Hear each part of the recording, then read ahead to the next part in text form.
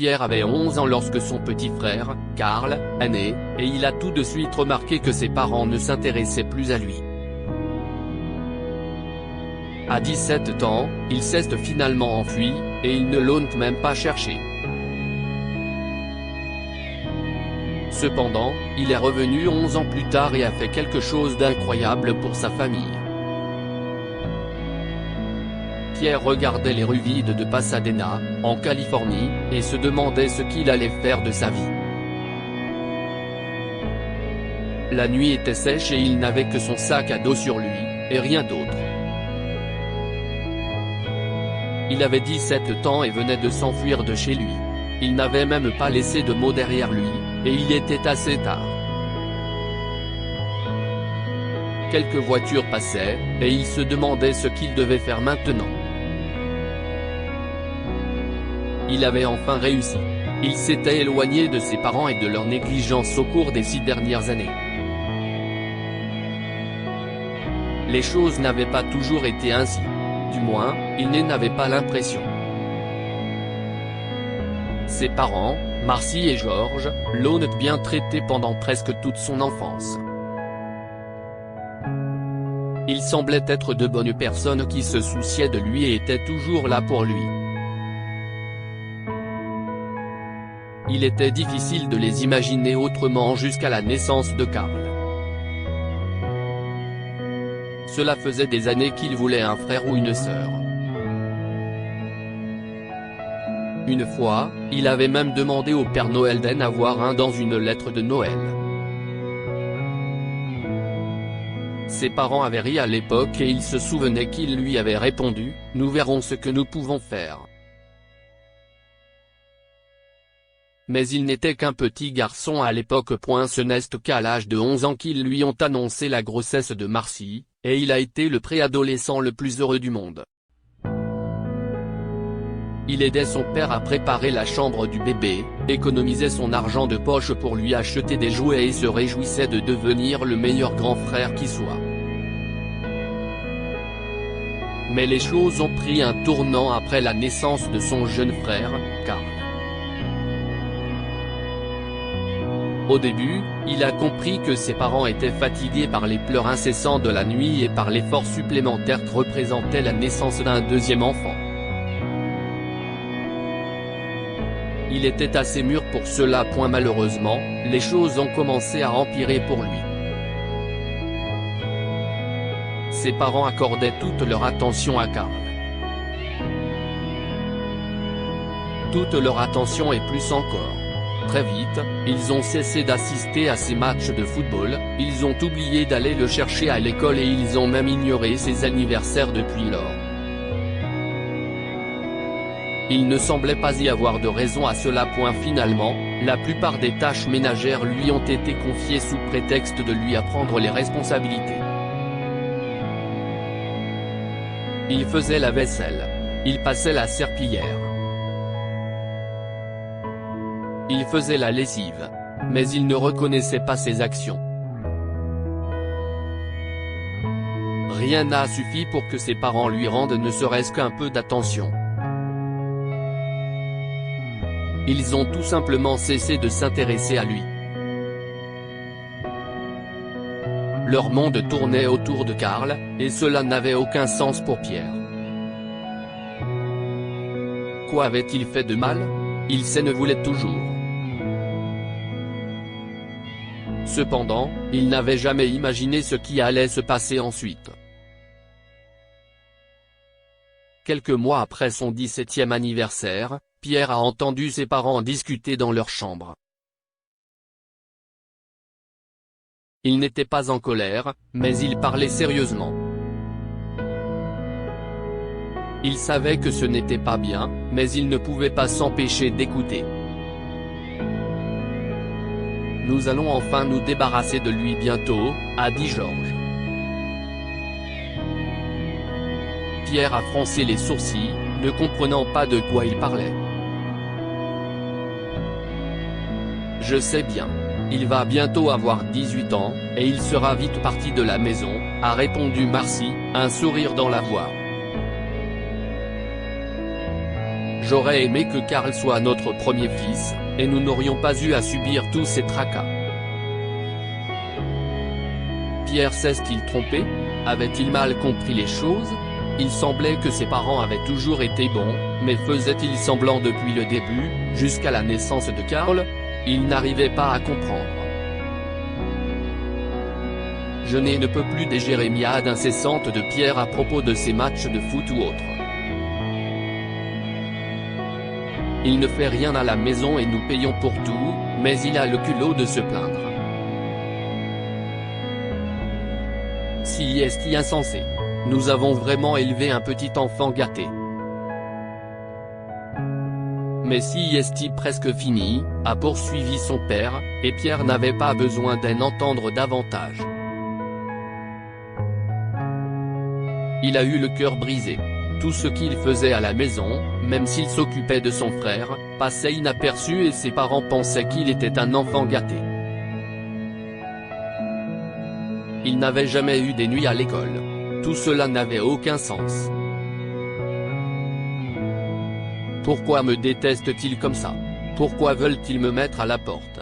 S'est-il demandé en allant dans sa chambre.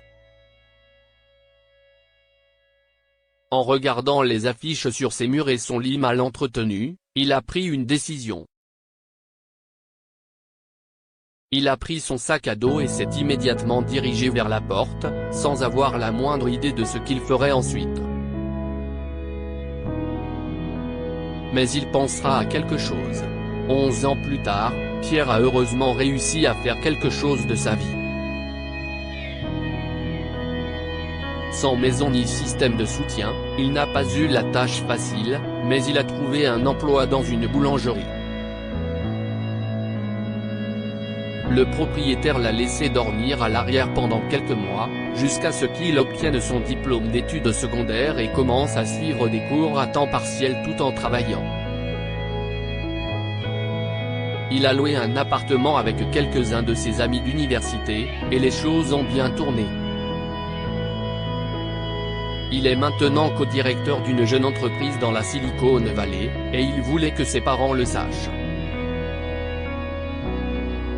Si est-il peut être idiot, étant donné qu'ils n'ont jamais essayé de le retrouver lorsqu'il quittait la maison. Mais il avait toujours besoin de leur amour et de leur approbation. Il voulait au moins qu'ils sachent qu'il avait réussi et qu'il se débrouillait bien. Il s'est donc renseigné et a découvert quelque chose qu'il ne pouvait pas croire, la maison de son enfance était en vente. Cela n'avait aucun sens. Ses parents aimaient cette maison. Pourquoi déménagerait-il? Mais en faisant plus de recherches sur le web, il a découvert quelque chose d'autre. Son père avait été licencié il y a plusieurs années, et ils avaient à peine réussi à s'en sortir depuis.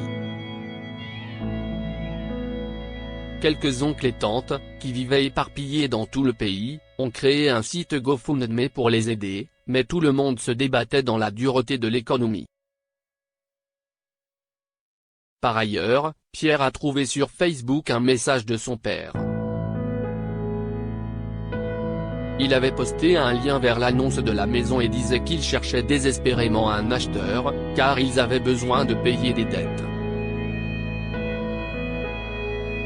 Pierre savait que rien de tout cela n'était de sa faute, mais il ne pouvait s'empêcher de se sentir mal pour eux. En même temps, il était surprenant qu'il n'ait pas essayé de le trouver et de le supplier pour de l'argent.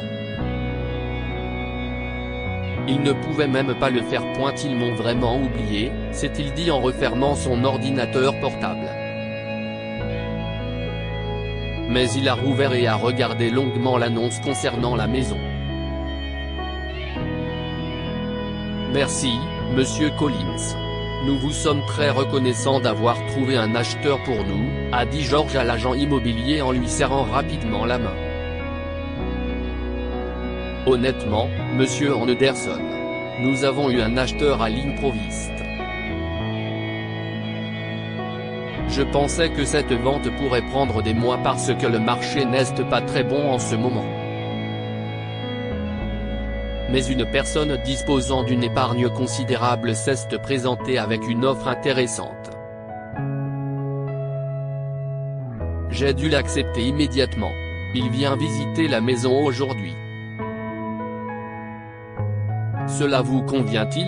A demandé l'agent. Marcy et George ont immédiatement accepté, reconnaissant d'avoir de l'argent pour rembourser leurs dettes importantes et reprendre le cours de leur vie. Mais leurs yeux se sont écarquillés lorsqu'ils ont vu Pierre sortir d'une berline de luxe et remonter le chemin jusqu'à la porte d'entrée. Pierre ? A chuchoté Marcy, la main sur la poitrine. Bonjour, maman, a-t-il dit, le visage inexpressif. George s'est raclé la gorge. Bonjour, mon fils, a-t-il dit. Oh, si est-il votre fils ? Si est-il merveilleux. Je ne savais pas que vous aviez un autre enfant. N'est-ce pas merveilleux que la maison reste dans la famille ? A gazouillé M. Collins, mais il a remarqué l'atmosphère gênante qui régnait autour de lui et a pris une sage décision. Laissez-moi vous donner un peu d'espace pour parler. George a pris la parole lorsque l'agent immobilier s'est éloigné. Mais qu'est-ce que tu fais ? Pourquoi as-tu acheté notre maison ? C'était aussi ma maison autrefois. Et je crois que le mot que tu cherchais merci, a rétorqué Pierre avec sarcasme. Marcy a saisi le bras de George. Merci, Pierre. Mais je veux dire que tu as disparu il y a des années. Pourquoi es-tu revenu ? Il a haussé les épaules. Je n'ai jamais été aussi loin. Mais vous l'auriez su si vous m'aviez cherché. Je suis parti parce que si est ce que vous vouliez depuis le début. N'est-ce pas ? Et maintenant, tu es de retour pour te venger de nous, n'est-ce pas ? A demandé George, le visage rouge. Pierre n'arrivait pas à croire que son père le traitait ainsi, même après toutes ces années et la faveur qu'il leur avait faite. Je n'essaie pas d'obtenir quoi que ce soit. Maintenant, vous avez l'argent pour payer toutes les dettes que vous avez. Et vous pouvez rester dans cette maison sans loyer aussi longtemps que vous le souhaitez, a-t-il révélé, stupéfiant ses parents. Je fais cela uniquement parce que vous avez été des parents formidables pour moi pendant 11 ans. Si est-il la dernière fois que vous entendez parler de moi ou que vous me voyez ? Considérez que si est ma façon de vous pardonner de m'avoir traité comme un citoyen de seconde zone dans ma propre maison. Au revoir. Pierre s'est détourné avant qu'il ne puisse dire quoi que ce soit, a pris sa voiture et est parti. Il a tenu sa promesse et n'a plus jamais revu ses parents, bien qu'il ait essayé de communiquer avec lui à plusieurs reprises.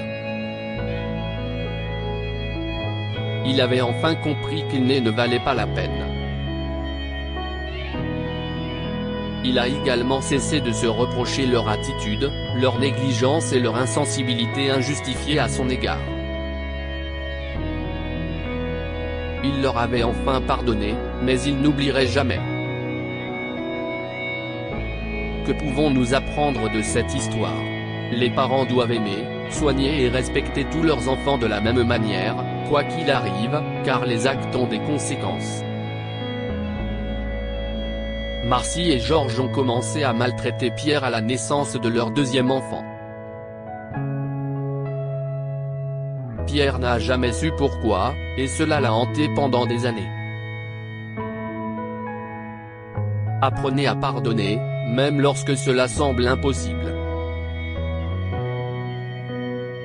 Pierre a finalement pardonné à ses parents de les avoir maltraités et a fait quelque chose d'extraordinaire pour eux. Mais pardonnez n'est pas oublier. Partagez cette histoire avec vos amis. Elle pourrait égayer leur journée et les inspirer.